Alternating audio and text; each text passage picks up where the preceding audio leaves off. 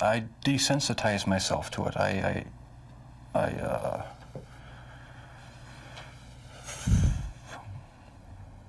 don't know, I went to great lengths. He is pure evil, but you'd never know it by looking at him. But when you hear him, that's another story. His killing field was Milwaukee, and he got away with murder for more than a decade. But how could any of this happen? For the first time ever, Nancy Glass is here inside the world of Jeffrey Dahmer. Bill, when I sat down opposite Jeffrey Dahmer for this interview, I wondered what he would tell me, how hard it would be to get him to discuss his horrific crimes. What I found was that he was very forthcoming. He volunteered details that may be difficult to hear. I began by asking what he wanted from the men he picked up. I had these obsessive desires and thoughts wanting to control them, to, I don't know how to put it, possess them permanently. And that's why you killed them? Right, right.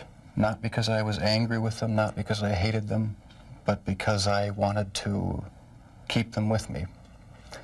And as my obsession grew, I was saving body parts such as skulls and skeletons. Jeffrey Dahmer is recalling his monstrous past. Almost 2 years ago in this little apartment in Milwaukee, police discovered the grisly remnants of one of the most horrible crime sprees in American history. Jeffrey Dahmer, an unassuming chocolate factory worker, would eventually confess that he had seduced, murdered, and dismembered 17 young men. He even ate some of his victims' body parts. He instantly became the center of worldwide media attention, a serial killer unmasked. There were protests and press conferences in Milwaukee as people tried to understand how this could have happened in their midst. How did Jeffrey Dahmer get away with murder after murder for 13 years? How did a boy born into a hard-working middle-class family turn into the worst kind of monster imaginable? In this exclusive interview, we put those questions to Jeffrey Dahmer himself. We met with him at the maximum security prison where he is serving his sentence of 999 years. For the first time, he talks about his crimes and gives us a chilling look inside the mind of a serial killer. It's a process. It doesn't happen overnight. When you depersonalize another person and view them as just an object for pleasure instead of a living, breathing human being, it seems to make it easier to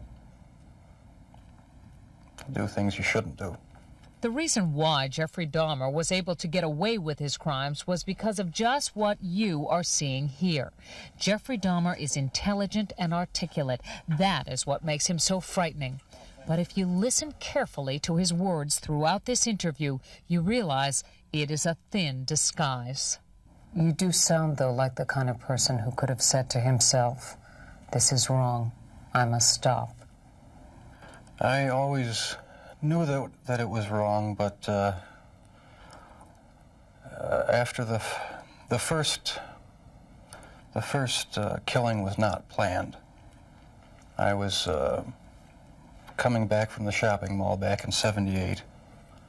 I had fantasies about picking up a hitchhiker and taking him back to the house and having complete control and dominance over him.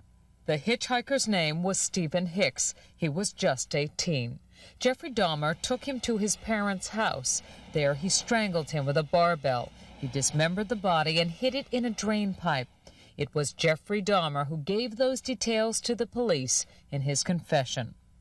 No one had a clue as to what was happening for over a decade. During that time, Jeffrey Dahmer joined the Army and was sent to Germany. He was eventually discharged for a drinking problem and returned to Ohio. 9 years after Stephen Hicks' murder, the killing began again. What happened to you in the 9 years in between that you were able to stop, that you were able to control yourself? It just wasn't an opportunity to fully express what I wanted to do.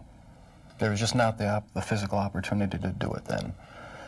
And I started, when I moved to Milwaukee in '81, I started reading pornography, going to the bookstores. Eventually that led to frequenting the gay bars. And then one time I brought this young man back to the hotel room, the Ambassador Hotel. Was just planning on drugging him and spending the night with him. Had no intention of hurting him. When I woke up in the morning, he had a broken rib here, was heavily bruised. Apparently I had beaten him to death with my fists. And you have no memory of it? I have no memory of it. But that's what started the whole spree all over again. Dahmer says he snuck the corpse of his victim, Stephen Toomey, out of his hotel room in a suitcase. Then he took it to his grandmother's house, where he cut up the body and put it in plastic garbage bags. When you killed these men, afterwards, were you repulsed? Were you upset? No, at the time, it was almost addictive. It was almost a surge of energy. I wouldn't have to worry about any of their needs or anything. I just had complete control of the situation. But Jeffrey Dahmer was out of control. The urge to kill had overpowered him. As police later learned, he wasn't satisfied with his victim's death. He wanted more. Why did you photograph them? It was my way of remembering their appearance, their physical beauty. I also wanted to keep something. If I couldn't keep them there with me whole, at least I felt that I could keep their skeletons.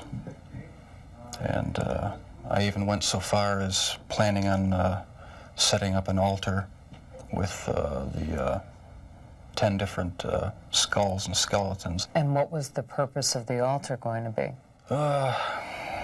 As a sort of memorial. A point where I could, I don't know, it's so bizarre and strange, it's hard to describe. A place where I could collect my thoughts and feed my obsession. When the bodies were still in your apartment, there was no time when you would see them and say, this is grotesque, what have I done? There were times, but the compulsive obsession with doing what I was doing overpowered any feelings of revulsion. This man, with a quiet, almost shy demeanor, became a master manipulator who was able to lure strangers he met at gay bars to his apartment. He was even able to con the police into returning a 14-year-old boy to him after neighbors called 911 upset that the child was in the street, naked and bleeding. Dahmer convinced the police that he and the boy were simply having a lover's quarrel. It's an intoxicated boyfriend of another boyfriend. Well, how old was this child? He wasn't a child, he was an adult. After the police left, Jeffrey Dahmer murdered that boy, Conorak Synthesomphone. This man says he had a near-fatal encounter with Jeffrey Dahmer. He wanted to take some picture of my back. He hit me with a rubber hammer on my neck. He was lucky to escape because by then the killing had become almost routine. Before you went out to pick up a man, was there any kind of ritual you went through? I'd go to the nightclubs, drink, watch the striptease shows, and if I didn't meet anyone at the bars, I'd go to the bath clubs and meet someone there, offer them money, and we'd go back to the apartment, have a few drinks. I'd have the sleeping pill mixture already prepared. Person would drink it, fall asleep, and that's when they would be strangled. Watching the movie Exorcist III was also part of his ritual. It put him in the mood for murder. I felt so hopelessly evil and perverted that that I actually derive a sort of pleasure from watching that tape. Did you like feeling evil? No, I didn't. But I had tried to overcome the thoughts, and it worked for a while, but eventually I gave in. While Jeffrey Dahmer may say things today that make it seem like he understands what went on in his mind, he does not. All he can do is tell you what happened, but he cannot stop whatever it is that drove him to kill in the first place. Do you still feel those same urges? Do you still feel that compulsion, that obsession? I wish I could say that it just left completely, but no, there are times when I still do have the old compulsions. Jeffrey Dahmer says as time went on, his mind became more and more warped, and yet he was clever enough to continue to elude police and lure young men to his apartment. We should warn you, the details are very graphic. I started having these obsessive thoughts when I was about 15 and 16, and they got worse and worse. What were your fantasies about?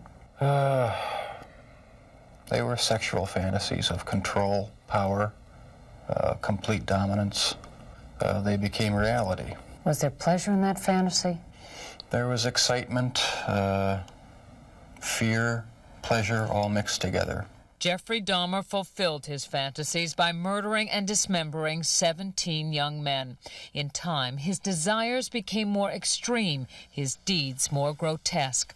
Listen to him talk about the most unnatural things in the most matter-of-fact of ways.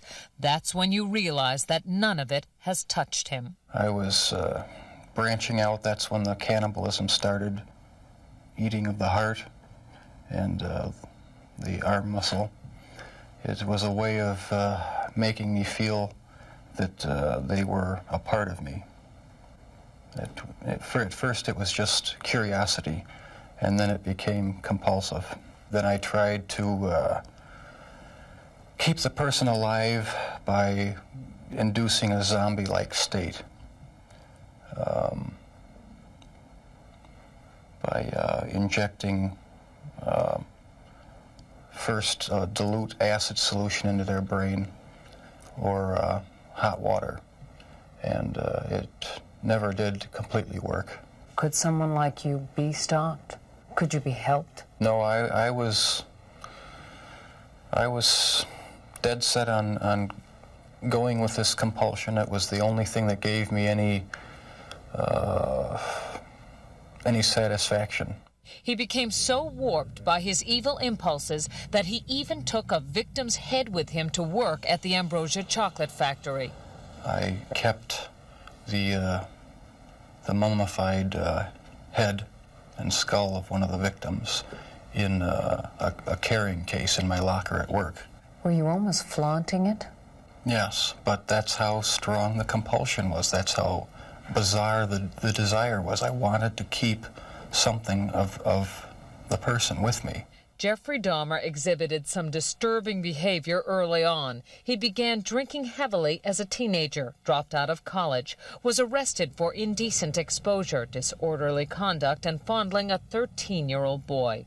Tragically, one of his murder victims would be that boy's brother. Do you know what started it? Was there any kind of incident that you can remember? To this day, I don't know what started it.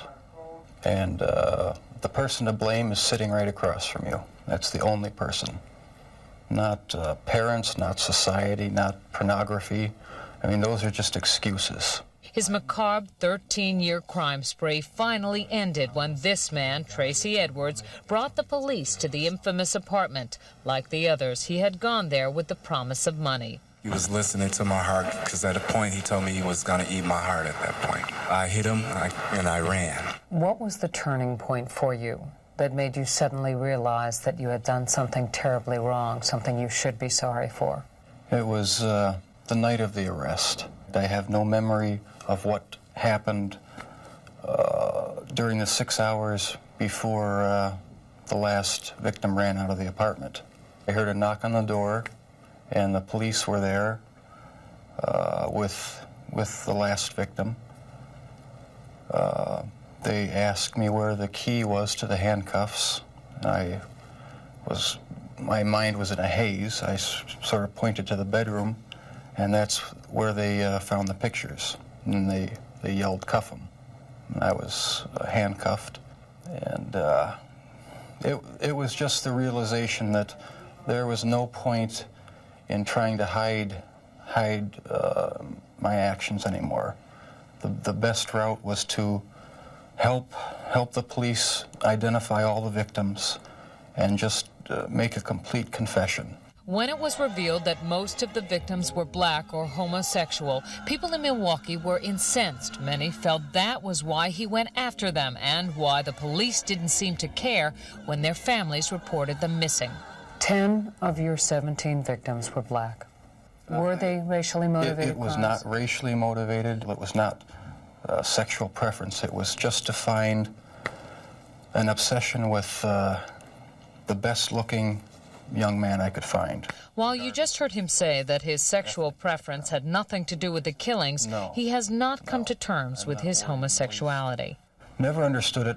There was no use trying to fight it because I couldn't rid myself of it. It was too powerful and persistent. Do you dislike it? Yes, it's caused a lot of problems for me. A lot of conflicts and unanswered questions. The conflicts remain with him, and so do his compulsions. But in prison, he finally cannot act on his savage desires. If you were out on the street now, would you still be committing the crimes? Probably. If this hadn't happened, there's no doubt I probably would be. I can't think of anything that would have stopped me.